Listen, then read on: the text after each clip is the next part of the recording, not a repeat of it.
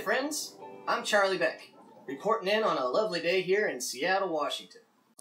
I play the banjo in a lot of groups around Seattle, Washington, in particular an old-time string band called the Tall Boys, and an old-time duo called Squirrel Butter. We also do early country and early blues, and I also play under my own name, and I'm also working on a movie right now called Squirrel Butter the Movie, and it's going to feature a lot of banjo as well.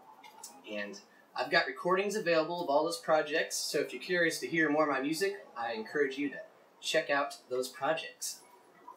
I'm here today to talk about finger-style banjo, or three-finger banjo. And let's see, I'll start with the fact that I've got these finger picks on, and a thumb pick on my thumb. I'm using these three fingers. I've got my thumb, I've got my index finger, and my middle finger. And when I place my hand on the strings, I got a slight little bend in my wrist, but it just feels comfortable. It's nothing I keep a lot of focus on. And then I also keep a light amount of contact with my pinky and sometimes my ring finger on the head of the banjo. I think that's just so I don't lose my place around the banjo area. And I've got some black duct tape on the banjo right now, but I don't normally keep that up there. Keep that on there. It's just there to help see the strings for you guys. And let's see.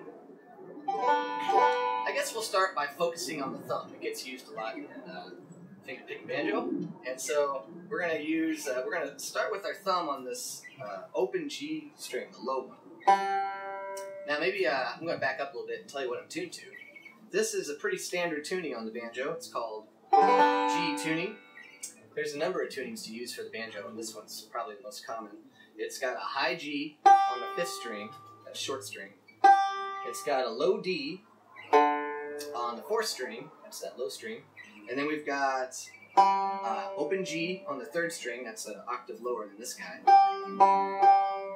And then the next string is the 2nd string, and that's a B note.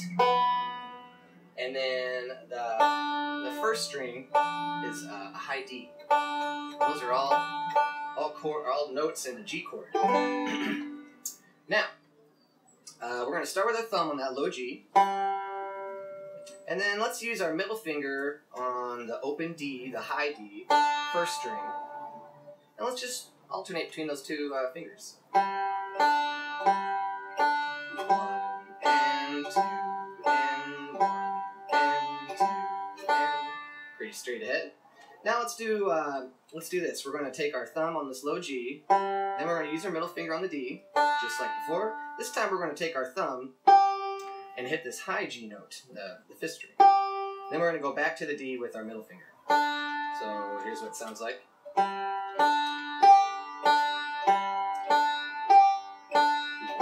and 2 and 1 and 2 and... Alright. Now I want to talk about something called pinching, and that's a term used anytime you play two strings at once. So in this case, I'm going to use my thumb and my middle finger as the pinching fingers, and I'll use the 1st string and the 5th string as the strings, and that's the pinching. It's a D note and a G note. Now we'll try this. We'll go open low G by itself, and then pinching. 2, 2, 1, 2. Alright, that makes sense. Okay, now we're going to combine that with the previous pattern, which was... Okay, so we're going to combine the two. So.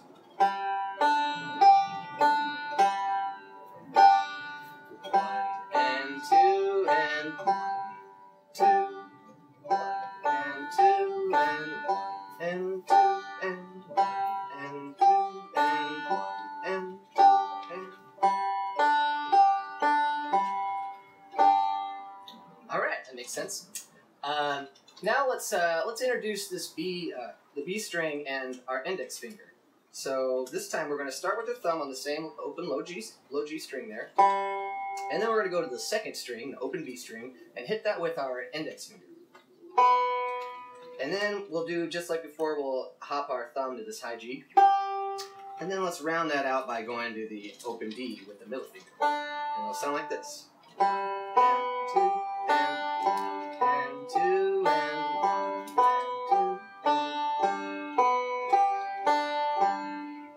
Alright, pretty straight ahead. You could actually play this with just 2 fingers, but that would require your fingers hopping between these B and D strings, the first and second string.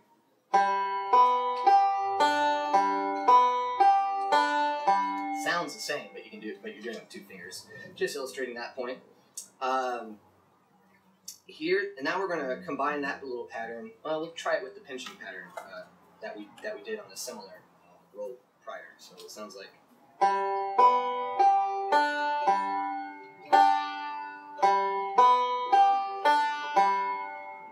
That's all it is. Makes pretty good sense, right? It's actually a very versatile pattern and a roll I use all the time, and I've heard used all the time, because it just fits just about anywhere, and it's very even, and you can still make it sound swingy or play it fast. Awesome. So here's an example brought up to speed.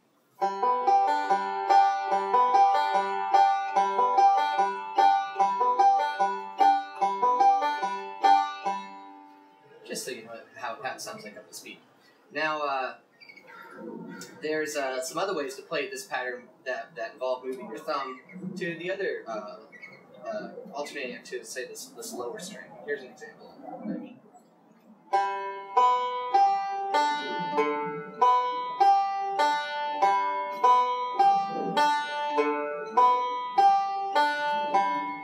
So you notice my thumb starts off on this low G, then the index finger on the B, and then the thumb on the high G, and then the middle finger on the high D. Now my thumb goes this low D, instead of back to that G like before, the low G. And then the B again with the middle, with the index finger, and then the high G again, and then middle finger on the open D, the first string, and then it starts all over. The idea is it kind of mimics an alternating bass kind of thing.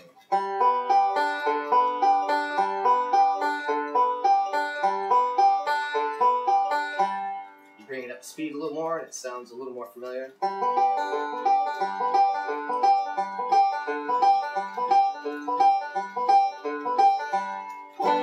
Alright, so I'll just illustrate one more similar variation off that pattern, and it's going to involve a little more frequent pinching. So you start off with your low G, and then the open B, and now we're going to pinch the high G and open D together, and then the index finger again back to B, and it starts over, just a little guy, and you'll notice the B is between every thumb hit, and then every other thumb hit is a pinch. So here's what it sounds like.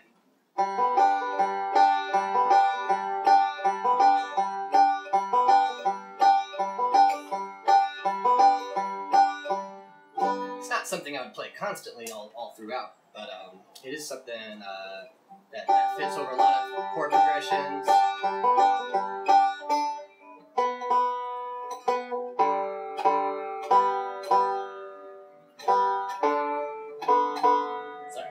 Always stop to 2. It's the little things. So yeah, pinching's good. And if you notice, a lot of times when I'm pinching, I'm doing it on what is called the backbeat. You got 1, 2, 1, 2, 1, 2, 1, 2. If it's 4D, 1, 2, 3, 4, 1, 2, 3, 4. And so I'm pinching on these 2s and 4s. You know, you could certainly pinch on the 1s and 3s, but I most often do it on what they call the backbeat, and that is the 2 and 4. And that, if I was strumming a guitar and going boom chuck, 1, 2, 3, 4, 1, 2, 3, 4, boom chuck, boom chuck, boom chuck. Just a very common way of emphasizing a 4/4 or 2/2 beat. Gives a little lift, a little bounce.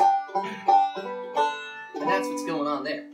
Alright, let's see if we can apply some of this to a song. Put it to use.